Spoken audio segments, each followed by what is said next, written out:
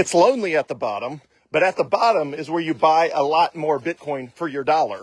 As the price of any asset drops, all of the noisy top buyers start to subside, which starts making it feel lonely as the price gets lower and lower, because more and more of the noisy top buyers are standing on the sidelines, and more of the quiet, smart money steps out of the shadows and picks up the Bitcoin or whatever asset it is for cheap.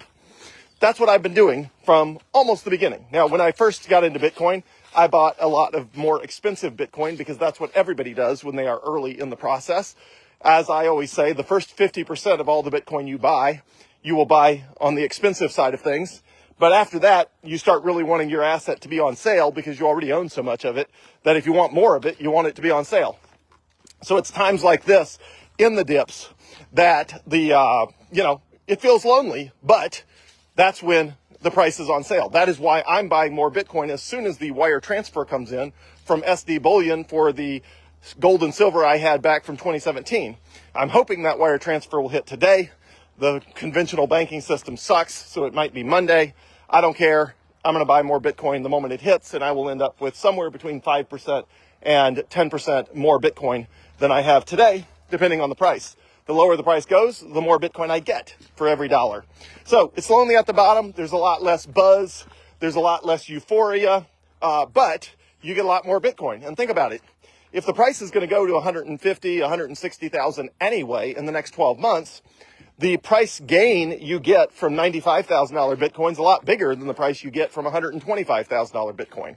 Now, there's never a bad time to buy Bitcoin. In the rearview mirror, you will look at it and it will totally not care. You will look at it and you will think it was absolutely ridiculous that you were so worried about whether you bought Bitcoin at 95 or 105 or 115 or 125. All of those numbers are going to sound just as ridiculous as they did back when I was first buying Bitcoin in 2017 and 2018. Which all of the prices today had a zero removed. So the price, was up to 12,600, which is the equivalent of 126,000.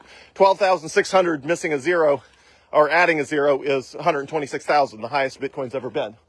And then the price dropped to 10,500.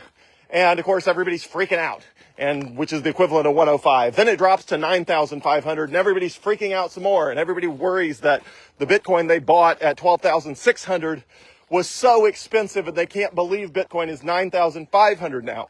Now, to put that in perspective, how ridiculous does that sound now? That everybody was worried that they had bought expensive Bitcoin at 12,600 instead of 9,500, and everybody was worried about whether they should wait and try to buy Bitcoin cheaper than 9,500, and a bunch of people missed out because, whatever number they picked is a number that Bitcoin never hit. So it's lonely at the bottom, but that's where you get more Bitcoin for your dollar.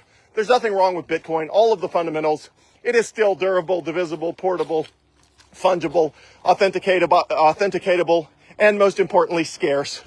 Bitcoin still has all of the qualities of an ideal money, an ideal reserve asset for the world, an ideal medium of exchange, store of value, unit of account. Everything about Bitcoin is just as amazing as it's always been, which means eventually that will be reflected in the price.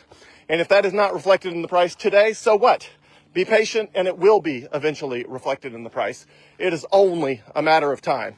And so you just got to wait. It's lonely at the bottom, but the bottom is where there is the point of greatest opportunity.